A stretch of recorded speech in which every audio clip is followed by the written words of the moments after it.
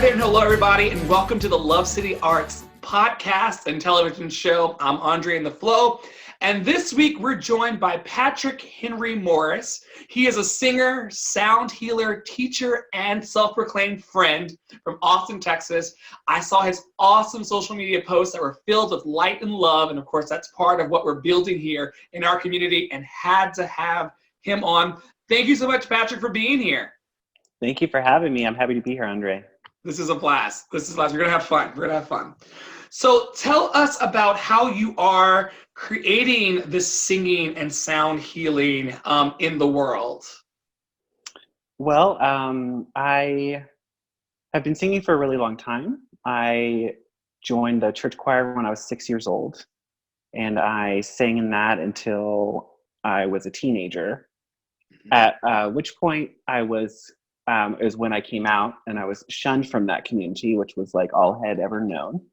So it created a lot of questions inside me about everything in regards to my music, my sound, and my spiritual practice and what I believed in. And I left at that point and didn't sing for, I want to say, almost a decade. Wow. And questioned everything and went on this really wild journey. And I have recently come back into utilizing my gifts and realizing that I am worthy and I have things to share after listening to a lot of people that I believed that said a lot of incorrect things that I believed. So that whole process is really, I think, made what my voice is today. You can hear, I think that's what people connect with. You can hear the pain and also the process in my voice. And that's how it's almost like alchemy. Like I use my music, it's healing to me. Every note that I sing just pulls those pieces of my heart that got spread out through the world and pulls them and makes it one again and puts it back together. And people connect with that. And that's what I also connect with, artists that I love. Like you can hear the emotion and feel the feeling, what they're trying to convey. And that helps me and helps other people. And if I'm helping one other person, myself included, then I'm doing something right. Absolutely. So I'm trying to do as much of that as possible now to anyone who will listen to me.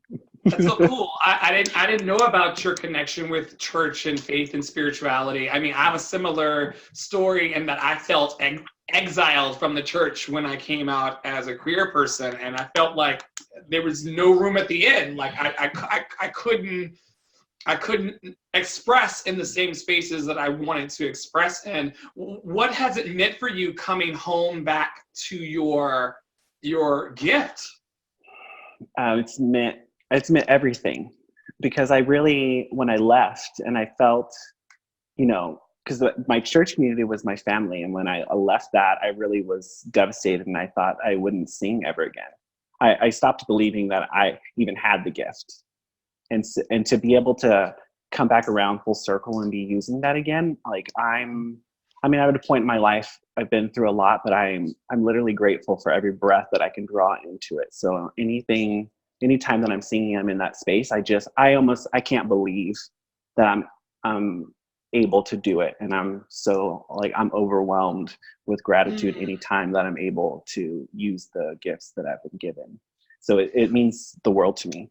What made you come back? Was there a specific situation that happened? Was there like a cloud that came out of the sky? Was it a Maserati that was bumping some music? Like, what? That's a fun story.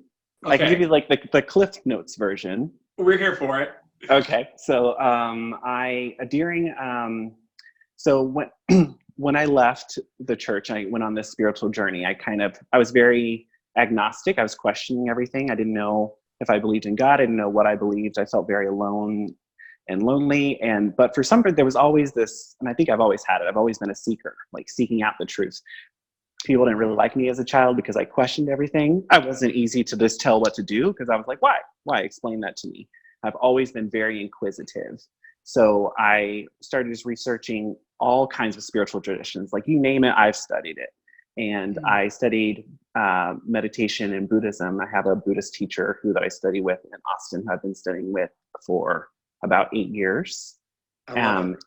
And through that process and meeting her, I've done a lot of retreat practice, and I had an opportunity to go live at a Buddhist monastery for 2 months. And I worked in an organic garden, like for my room and board, and I ate delicious, healthy meals every day, and I did a lot of meditation and practice. And there, the abbess of the monastery, it's a Vietnamese Buddhist monastery. I was going to ask you, what tradition is it in? What So lineage? it's Thich Nhat Hanh's lineage. Yeah. So it's at Blue Cliff Monastery in upstate New York. Yes, Blue Cliff. I love Blue Yeah. Cliff. Okay, I see you. I see you. So Sister Tanyam, which means Sister True Vow, is the abbess there, and she is like the Vietnamese version of Tracy Chapman. Like her voice, just like she would have been huge. It's like she had all the star quality. She's wearing monk robes and has a shaved head, and was just, I connected with her a lot when I was there. And she would get up at like 5:30 before everyone would meet in the meditation hall and practice singing the chants that they and their music that she would create for the monastery. And she invited me to come, and it was all harmony. And so that was the first time I had sang in years, and I looked forward to it every morning. I couldn't wait to get up and like go sing. And it was, we would miss breakfast, and she would say cute things like, "Oh, it's okay. We're being fed in a different kind of way." And it was so true. I was so full from this joining my voices and like the harmonics pinging. And it just, I was brought to tears every time in that little circle. It was like 4 or 5 of us. And during that, we had this meeting, and we had talked about, my journey and how I'd left the church and I'd been studying Buddhism. And she said, well, she was like, Christianity, that's your root tradition. Have you ever thought about going back? And in my head, I was like, hell no. Like, you're like, why would I do that? Like, why would I do that? And she said, there's a lot of people who need to hear what you've learned through your other paths and the truth that you know in your heart. It doesn't have to do with what tradition you were brought up in. Everyone can benefit from that. Have you ever thought about bringing that back to the church and helping it heal? Because you were shunned because it needs help healing. So how about you bring that back? And at the time I was like, you're crazy. I'm not doing that. But for something just is a guiding force in my life and led me back to the church. And I happened to just pick one that was non-denominational and affirming for all people. And it was a unity church. I love unity. Yeah. Yes. So, it's the best. And so I went to church one Sunday, and they started singing, and the band was just so good. And they were harmonizing just like so beautifully. And I was singing along, and I got really into it. And the woman next to me was, after church let out, she was like, you need to go. She was like, see the woman that was playing piano? Her name's Sharon. You need to go talk to her. She's the music director. She wants to talk to you. And I was like, okay, so lady. And then you got basically like, what do you call it? Like picks up like A&R representation in the church. Yeah. Like, yeah. She's like, yeah, recruited. She was planted. Yeah. Yeah. And so I was like, okay. I also was like, no, thank you. And completely scared and terrified. But I went to walk out, which is what I wanted to do. But some reason my body went the other way and went straight up to Sharon and was like, hi, I'm Patrick. And I hear you want to talk to me, and you want me to sing with you guys. And she invited me back the next week. She was like, come rehearse. We rehearse right before the service at 11. And if you're jamming out with us and you really enjoy it, then just stay up there and sing with us. And if you're not feeling it, then just go sit down and enjoy the service. And so I went back the next week, and I've been singing with them ever since. So that was like about 3.5 years ago. Wow. Unity churches are the churches that have like the chalice circles, and you can do like your joys and sorrows, and you can leave them in the front. I think I went to like a place like that out west when I lived. Yeah, so it's a New Thought church, so there's a lot of positive affirmations, and they teach from all kinds of different traditions. They, their whole creed is that their religion is oneness and kindness. That's what they believe in. And I've met nothing but like Christ-like people, just angels walking the earth who just embody the teachings, like just high spiritual teachings. It's just like in them. and they're so loving, and just being in that space is so inspiring to come from a place where I was basically kicked out and shunned for being who I was, to have that community accept me for who I am. And so much more of me has come out because of that acceptance. It's beautiful to watch. I can't believe everything that's happened. What parts of you have come out to shine over this experience? I just my ability to connect with people in a way, because I feel like a lot of my life I spent being a victim, and I had a lot of tragedy in my life, and I had these horrible experiences, and I was trying to rectify, like, what does that mean? Why did I have to have these experiences? Why do I feel like I'm always like suffering? I used to say out loud, which I don't anymore, because I believe in the power of the word, like, that if it's going to happen, it's going to happen to me. And I meant that in like a negative way. Like, something's always happening to Patrick. Like the other shoe is always going to drop. Yeah. It's just like, oh, it's going to be a hot mess if I'm involved. Oh, so, wow. But I realize now that because since I have made sense of what goes on in my life and my experiences, and started to utilize what I've learned through that process, it's helped me connect with so many people, and people like seek me out. They confide in me very quickly, and they feel at ease around me. And I don't know why that is, but I know it is my purpose to witness that in other people, because there have been so many instances over and over where I can look at someone after they tell me something devastating about themselves that they're struggling with, and I can say, I know how you feel, and you're going to come back from that, and you're going to be okay, and you're going to be better because of it. Despite what you went through, because of what you went through, you're going to be so much more beautiful and whole, and be able to understand all these other people that are going through that, and just getting rid of that isolation and really feeling that connectedness in everyone else's suffering. Because, it's two sides of the same coin. It's beauty and also pain. It's together, and you can't have one without the other. That's it. So I feel like that's the best gift I could ever have, like knowing that is my purpose. I'm not sure what they call it in not Han's tradition, but the ability to hold space with people and kind of see them in their suffering, but then also see them as whole, which I think is what you're saying is one of the greatest gifts you can give a person. Yes, true compassion, loving kindness, it encompasses the whole. Yes, Meta. Come on. Come through, Meta. Come through, Meta. Come through. In your day-to-day life, like how are you sprinkling compassion and metta in those Austin streets, and how does sound healing play into that? Yeah, that's interesting that you say that, sprinkling, because I really feel like I do that. I don't necessarily right now have like a huge platform, but I feel like my work is connecting with the day-to-day people that I interact with on a very mundane level. That's your platform, though. That's your platform. That is my platform. Just I don't know why. I see somebody and I know what to say to them that would be helpful. And I think it's because I see pieces of myself in everybody. I feel like a little piece of me belongs to all of them, and so I'm able to relay, things to them that would be helpful in that moment. I don't know why I can do that either. It's another gift that I'm grateful for. But I'm just doing that, and I feel like a secret truth ninja. That's what I like to call it. A secret truth ninja? Secret truth ninja. Like being able to just cut through with your stars and stuff, like all the bullshit. Yes. Yeah, and that's the thing, is like I can see bullshit from a mile away. You can't fool me anymore. Right. So it makes me a really cool person to be around, and also really annoying. Yeah, I'm the same way. Because my face is like, you don't know about this, and then you know exactly what question to ask that kind of like bursts the bubble. And so, yeah, I've been listening to some Muji Baba and also Ram Dass all week, and Ram Dass has been talking about these agreements that people make, like I will agree to see your somebody if you'll agree to see my somebody, and we pretend that we're both somebodies.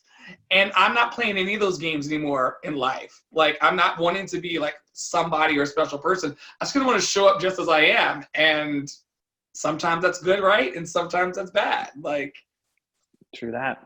So this is, I mean, what you see is what you get. This is who I am. So, I take love it or it. leave it. What is bringing love into your life these days? What's fueling your love and your passion? Who do you love? What do you love? Oh man.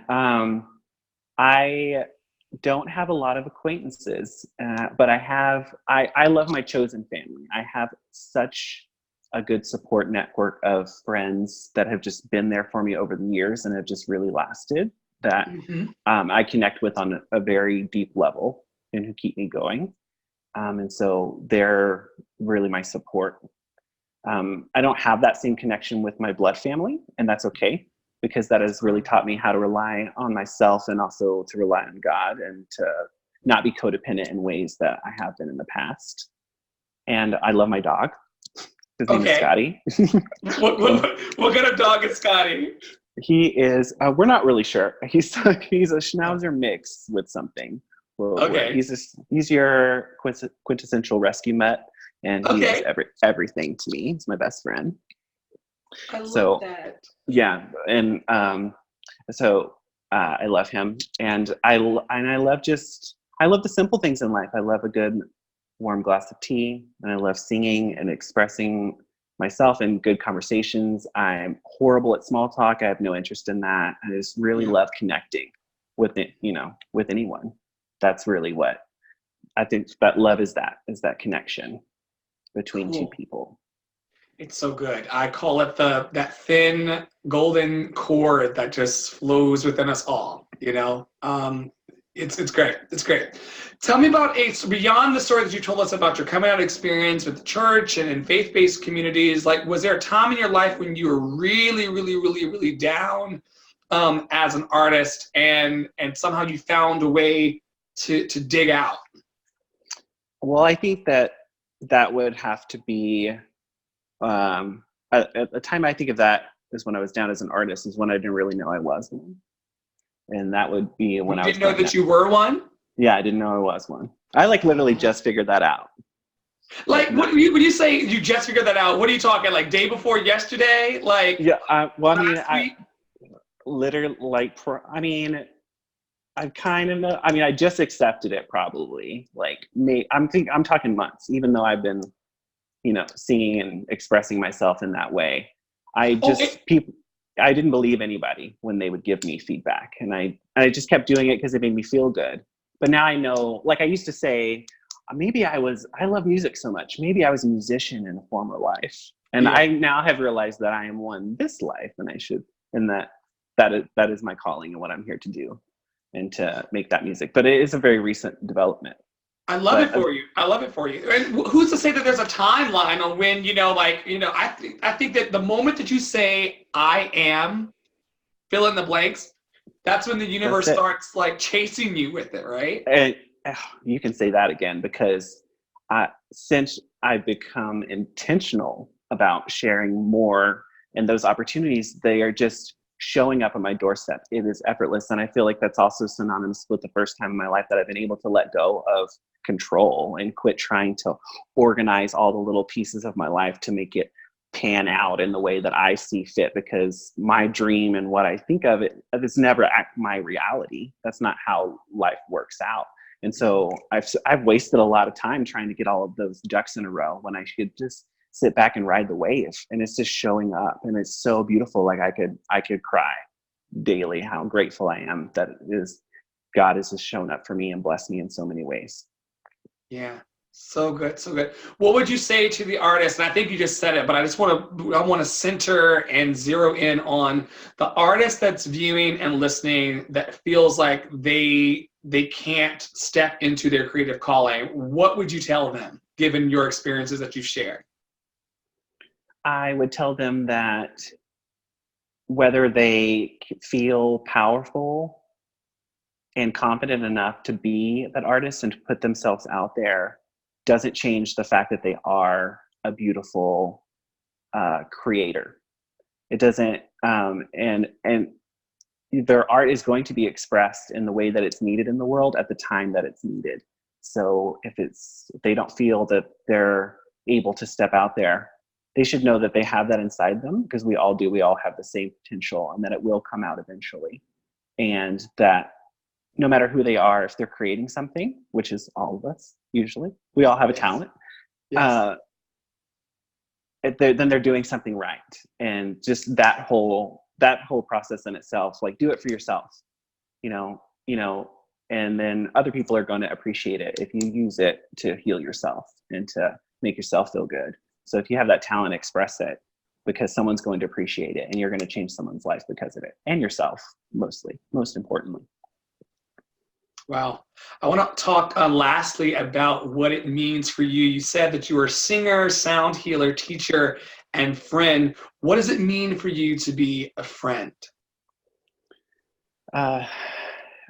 It means to be a witness. I kind of talked about this earlier, just to see people for who they are in their wholeness, and to again, to reiterate, to let them know that they're needed here. Like, there is a need for so many people. I think that there's like this, for all the things that are happening in the world and politically and wars, and there's so much pain, there's a need for people to feel that love that's within them. And there's a need for every person. I don't care who you are. I mean, there is just a purpose for everyone. And the fact that I spent a long time trying to figure out what my purpose was. And then I figured out that I am breathing. I have breath in my body. I woke up today. That is my purpose. I'm living. Like, my purpose is to take another breath and take another step, and to have another experience. That is my purpose. So if you're wondering what your purpose is, you have one, because you're breathing and you're alive right now. So, do whatever makes you happy. Go and do that and share it with somebody. So good. So good. Wow. Wow. Wow. Wow. This is wonderful, Patrick Henry Morris. I thank you for being here. You just dropped nuggets and drop the mic, the Obama mic drop. Boop. Yes, so good. I always end every episode with 3 fill in the blanks. Before I give you the fill in the blanks, I want to give you an opportunity to tell people about the moves that you plan to make. Where do you see things unfolding for you over the next few months, and what can they check out from you? Well, I definitely want to be intentional about recording music. I don't really have anything recorded right now. Most of the work that I do is live, and people always ask me where they can find my music, and then I report back that you can't yet, but that is coming. So I hope to be very intentional about that soon, having something nailed down that that I can use to make myself better and share with other people. So that Cool. is coming. And then I am working on getting set up to lead retreats of my own, where I teach sound healing and meditation, yoga, and then I'm also super into Krav Maga right now, and I would like to be going to be a certified instructor one day in that. What did you just call me? Krav Maga. What is that? It's not MAGA. It's an Israeli hand-to-hand combat fighting system that was invented in the 30s in Israel to combat Nazis. So it's basically bring that on. Bring that. Yes, which Okay. is very relevant in today's world. So Bring that. Yeah. I'll take the Krav Maga, the Ma Maga, the Pa Maga. I'll take all of it. I'll take it all. Good. And where can people follow you on social media? You can follow me on Instagram and on Facebook, and my name is Patrick Henry Mortz. Don't forget it. They won't. They won't. You're definitely a light. Here are your 3 fill in the blanks. Love is. Love is being a witness to the connection that is within and between us all. Joy is. Joy is gratitude in expression, springing forth and in wonderment. My friend Marissa always says wonderment. I love that word. I think that is a fun word. It is, it's wonderful. It's awe and excitement and enjoyment all wrapped into one. Wonderment, joy. Love it. And then freedom is. Freedom is letting go.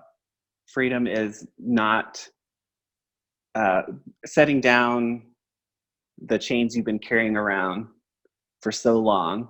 And it's a lot more subtle than you would think. It's really just setting that down and realizing that you are entitled and is your inheritance to be completely relaxed, at peace, and a capable person for moving forward in the world, no matter what should be thrown at you.